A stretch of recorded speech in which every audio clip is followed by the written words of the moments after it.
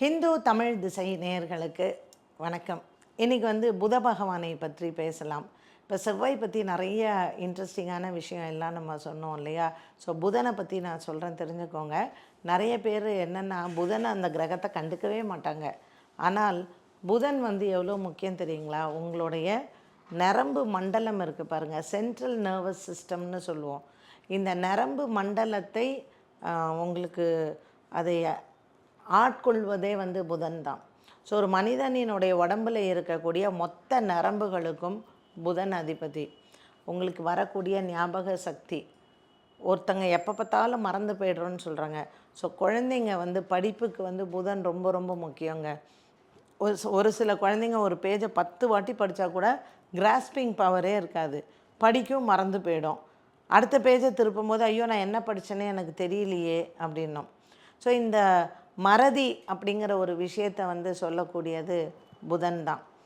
உறவுகள் எடுத்துக்கலாம். உறவுகளில் புதன் யார் அப்படின்னு கேட்டிங்கன்னா தாய் மாமன், அம்மா வழி சொந்தங்கள். இப்போ ஒரு சில குழந்தைங்கள்லாம் பார்த்திங்கன்னா பிறந்த உடனே அம்மாட்ட வளராது. அது மாமா வீட்டில் தாங்க இருந்தேன், எங்கள் அம்மா அவங்க வீட்டில் விட்டுட்டாங்க, எங்கள் பாட்டியும் எங்கள் மாமாவும் தான் வளர்த்தாங்க, நான் அம்மா வேலைக்கு போயிட்டாங்க, இல்லை அப்பா விட்டுட்டு போயிட்டாரு, எங்கள் அம்மா வேலைக்கு போய் என்னை காப்பாற்றணுன்னு நான் பாட்டி வீட்டில் வளர்ந்தேன்னு சொல்கிற குழந்தைங்க எத்தனையோ குழந்தைங்க இருக்குது. ஸோ அந்த மாதிரி அம்மாவினுடைய உடன் பிறந்த சகோதரர்கள் மாமா. இந்த புதன் உறவு முறையில் சொல்லும் பொழுது மாமா தான் காரணம்.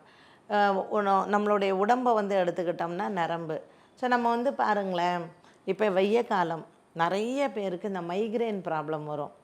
வெயிலை போய் பார்த்துட்டு வந்தாலே, அந்த வெயில் ஒளியை பார்த்துட்டு வந்தாலே மைக்ரேன், ஒத்த தலைவலி. இந்த ஒத்த தலைவலி வர்றதுக்கும் மைக்ரேன் வர்றதுக்கும் இந்த புதன் தான் காரணம்.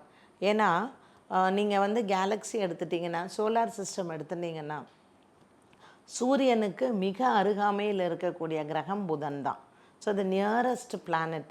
உங்கள் ஜாதகத்தை எடுத்து பாருங்களேன், சூரியனும் புதனும் ஒன்றாவே இருக்கும், இல்லைன்னா அடுத்த கட்டத்தில் இருக்கும். இதனுடைய டிகிரிஸ் ரொம்ப பக்கத்தில் இருக்கக்கூடியது. இப்படி இந்த புதன் என்னன்னா நம்மளுடைய ஞாபக சக்தி, நமக்கு இருக்கக்கூடிய ஐக்கியூ, நம்ம சொல்கிறோம் இல்லையா, ஒரு தடவை அதை பார்த்தாலே போகிறோம், அதுக்கு என்னமா அந்த அப்சர்வேஷன் அப்படின்னு சொல்கிறோம் இல்லையா. ஸோ அந்த ஐக்கியூ அது புதன் காரணம் அதற்கு.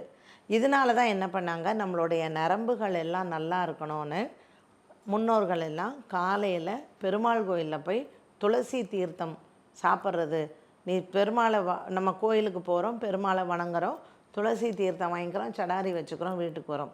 ஸோ இந்த துளசி அப்படிங்கிறது இப்போ கிருஷ்ணரினுடைய ரொம்ப மிகப்பெரிய பிரியம் கிருஷ்ணருக்கு துளசி தான். ஸோ இந்த துளசி இந்த புதனுக்கு ஒரு பெரிய பரிகாரமாக சொல்லப்படுது.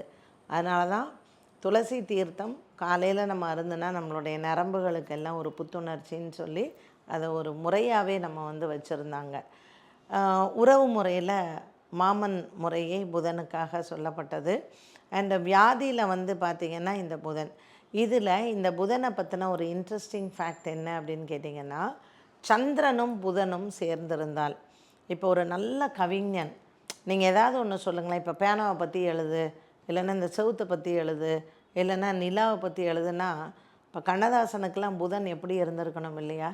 கண்ணதாசனாக இருக்கட்டும், வாலியாக இருக்கட்டும், எப்படி அவங்களுக்கெல்லாம் ஒரு அந்த தமிழில் எழுதக்கூடிய நம்ம பாரதியாரை எடுத்துக்கலாம்.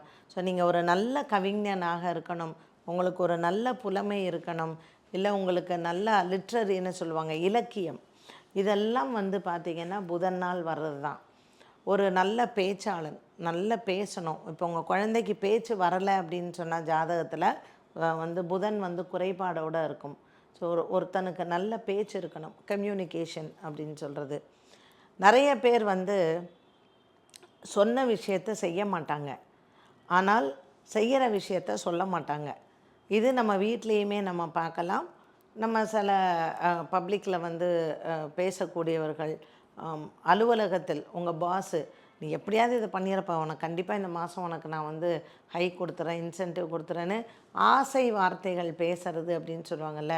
ஸோ ஒரு மனிதனினுடைய பேச்சுக்கு, கம்யூனிகேஷனுக்கு பார்த்திங்கன்னா புதன் ரொம்ப ரொம்ப முக்கியமான ஒரு கிரகம். அண்ட் இன்றைக்கி நம்ம எல்லார் கையிலையும் இருக்கக்கூடிய மொபைல் ஃபோன்.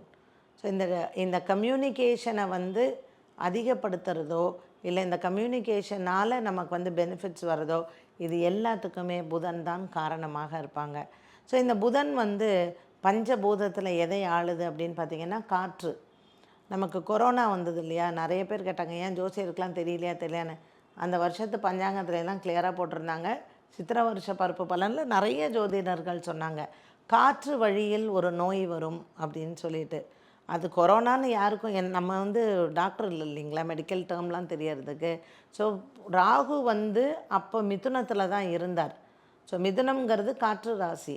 அப்போ ராகு வந்து அந்த மிதுனத்தில் இருக்கும் பொழுது காற்றின் வழியாக நோய் பரவி மக்களினுடைய இழப்பு இருக்கும் அப்படிங்கிறது அந்த பஞ்சாங்கத்தினுடைய பலனாக சொல்லப்பட்டது. ஸோ இந்த புதன் அப்படிங்கிறது காற்று. அதனால தான் சுவாமிக்கு வந்து நம்ம பச்சைக்கல் பூரம் வந்து கொண்டு போய் கொடுக்கறதுங்கிறது புதனுக்கு பரிகாரமாக சொல்கிறது. துளசி அண்ட் பச்சைக்கல் பூரம் இது ரெண்டுமே புதனுக்கு வந்து ரொம்ப உகந்த ஒன்று. நம்ம நரம்புகள் நல்லா இருக்கணும். இப்போ நிறைய பேருக்கு ஃபிட்ஸு வரும். இந்த குழந்தைங்களுக்கெலாம் வந்து பார்த்திங்கன்னா 12 வயசு வரைக்கும் பாலாரிஷ்ட தோஷம்னு ஒன்று உண்டு. ஸோ பிறக்கும் பொழுதே ஃபிட்ஸ் வரும். அண்ட் எப்போ வரும்னே தெரியாது. ஃபிட்ஸு மட்டும் எந்த வயசில் எப்போ யாருக்கு எப்படி வருங்கிறதே தெரியாது. ஸோ இந்த புதனால் ஏற்படக்கூடியது தான் இந்த ஃபிட்ஸு நோய்ங்கிறது. ஜாதகத்தில் புதன் சரியில்லைன்னா கண்டிப்பாக அவங்களுக்கு நரம்பு தளர்ச்சி மற்றும் ஃபிட்ஸு. ரெண்டாவது பார்க்கின்சன்ஸ் டிசீஸ். அதுக்கு இன்றைக்கி வரைக்கும் மருந்தே கண்டுபிடிக்கல இந்த பார்க்கின்சன்ஸ் டிசீஸ்க்கு. அண்ட் இந்த டிமென்ஷியான்னு சொல்லுவாங்க மறதி, அண்ட் அல்சைமர்னு சொல்லக்கூடிய டிசீஸ். ஸோ இந்த புதனால் ஏற்படக்கூடிய இந்த டிசீசஸ் எல்லாம் பார்த்திங்கன்னா வயதாகும் பொழுது நமக்கு வருது. ரெண்டாவது நமக்கு பிறக்கும் பொழுதே அந்த ஃபிட்ஸ் எல்லாம் வந்து பாலாரிஷ்ட தோஷம் சொல்கிறது, ஃபிட்ஸ் எல்லாம் வந்து நமக்கு வரும்.